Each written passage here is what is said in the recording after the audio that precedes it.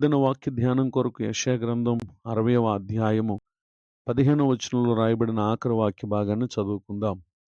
బహుతరములకు సంతోష కారణముగాను చేసెదను. చదవబడిన ఈ వాక్య భాగంలోని దీవెన నా ప్రియులకు మీరందరూ పొందుదురుగాక. ప్రవక్త అయిన యెషయా గారి ద్వారా ప్రభువారు యెరూషలేము పట్టణమును గూర్చి ఇక్కడ తెలియచేయటను మనం గమనించగలం.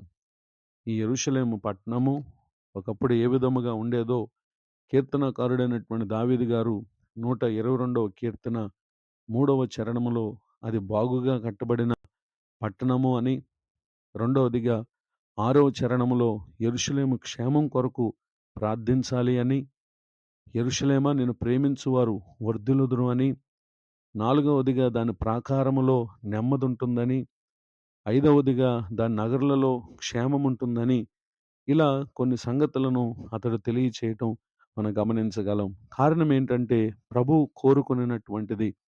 ఈ మాటలు వింటున్నటువంటి నా ప్రియ సహోదరి సహోదరులు, అట్టి ఉన్నతమైనటువంటి స్థితిలో ఉన్నటువంటి ఆ పట్టణము ఆ తర్వాత కాలంలో ప్రజల అవిధేయతలను బట్టి అనేక మంది చేత యుద్ధాలకును అవమానానికి అప్పగింపబడినటువంటి విషయాన్ని మనం గమనించగలం.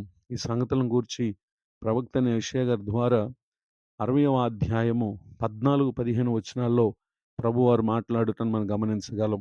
అయితే అది ఆ విధంగా విసర్జింపబడినదిగాను ద్వేషింపబడినదిగా ఉన్నప్పటికీ ప్రభువారు అంటున్నారు, నేను నిన్ను బహుతరములకు సంతోష కారణముగా చేస్తాను. నిజమే, ఆధ్యాత్మిక సంబంధమైనటువంటి విషయాలకు ప్రపంచానికి ముఖ్యమైనటువంటి కేంద్రం యెరూషలేం. అది సత్యానికి కేంద్ర స్థానంగా ఉంది.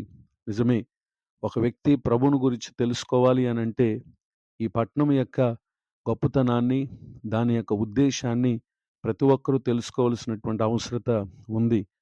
ఆ చోటనే మన కొరకే రక్షకుడిగా యేసుక్రీస్తు ప్రభువారు ఆయన కలువరి సిలువలో సిలువేయబడి మరణించి పునరుద్ధానుడై తిరిగి లేచినటువంటి చరిత్రకు ఆధారమైనటువంటి విషయాలు కూడా అక్కడ ఉన్నాయి. ఈ మాటలు వింటున్నటువంటి నా ప్రియ సహోదరి సహోదరులు, యెరూషలేము అను భౌతిక సంబంధమైన భూ సంబంధమైన పట్టణం ఎంత ముఖ్యమో మీరు నేను కూడా దేవునికి ఎంతో ముఖ్యమైనటువంటి వారం. మనలోని పాపము దేవుని సృష్టికి వ్యతిరేకమైన కార్యాలు చేయువారిగా మనలను అపవాది నడిపిస్తూ ఉండగా అట్టి స్థితి నుండి మనం విడిపింపబడి మనమును మన తర్వాత తరాలకును దేవుని వైపునకు ప్రజలను నడిపించుటకు మనము కారణంగా ఉండాలని ఈ దినం ప్రభువారు కోరుతున్నారు. దావీదు గారి గురించి ఆ తర్వాత కాలాల్లో ప్రతి రాజును జ్ఞాపకం చేస్తూ దావీదు చూపిన యథార్థమైన ప్రవర్తనకు సరిగా ఈ రాజు ప్రవర్తించారు అని, మరికొంతమంది ప్రవర్తించిన విషయాలను గూర్చి ప్రతి తరంలో దావీదు గారిని జ్ఞాపకం చేయటం మనం గమనించగలం. అలానే అబ్రహాం గారి గురించి మాట్లాడుతూ జక్కయ్య గారి గృహంలో ఇతడును అబ్రహాము కుమారుడే అని మాట్లాడటం ఎంత ఆశ్చర్యం.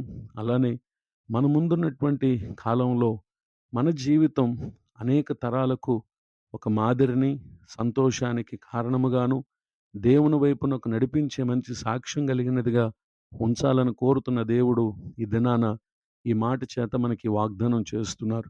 ఈ దీవెనకు నా ప్రియులకు మీరందరూ కూడా బాగుగా ఆధ్యాత్మిక జీవితంలో కట్టబడినటువంటి వారమై, అనేకుల క్షేమం కొరకు ప్రార్థించేటటువంటి వారమై, నెమ్మది కలిగినటువంటి స్థితిలో మన జీవిత దినాలు ప్రభు మహిమార్థమై వర్ధిల్లినప్పుడు నిశ్చయముగా ఈ వాగ్దానం మన జీవితానికి అది మనం స్వతంత్రించుకుంటానికి కారణమవుతుంది. రాబోయే తరాలు కూడా ప్రభువును మహిమపరచుటలో మనం కూడా కారకులం కాగలమని చెప్పడానికి సంతోషిస్తూ ఈ మాటలు ముగిస్తున్నాను. ప్రార్థన. కృప కలిగిన మా తండ్రి, మీ వందనాలు. మీరు మాకు అనుగ్రహించిన ఈ జీవితం అది వ్యర్థం కాకుండా మాకును రాబోతున్నటువంటి తరాలకును ఒక దీవెనకరమైనది ఉండినట్లుగా నడివిన ఈ మాటల చేత మమ్మల్ని మీరు బలపరిచినందుకు వందనాలు. కృంగిన వారిని, దుఃఖితులను, వేదనలో ఉన్నవారిని లేవనెత్తండి. పాడైన స్థితిలో ఉండి నశించుచున్నటువంటి వారిని బాగు చేయమని వేడుకుంటున్నాం. దైవజనులను, వారి కుటుంబాన్ని, సేవా పరిచయాన్ని దీవించండి. నూతన సంవత్సర దయాకిరీటను పొందిన మా ప్రియులను ఆశీర్వదించండి. మీ కృపాక్షణలు ప్రతి ఒక్కరికి అనుగ్రహించి మేలు చేయమని యేసుక్రీస్తు నామములో ప్రార్థిస్తున్నాను తండ్రి. ఆమెన్. తండ్రి, కుమార, పరిశుద్ధాత్మ దేవుడు తోడు నడిపించునుగాక. ఆమెన్. నేడు విన్న ఈ మాటలు మీకు ఆశీర్వాదకరంగా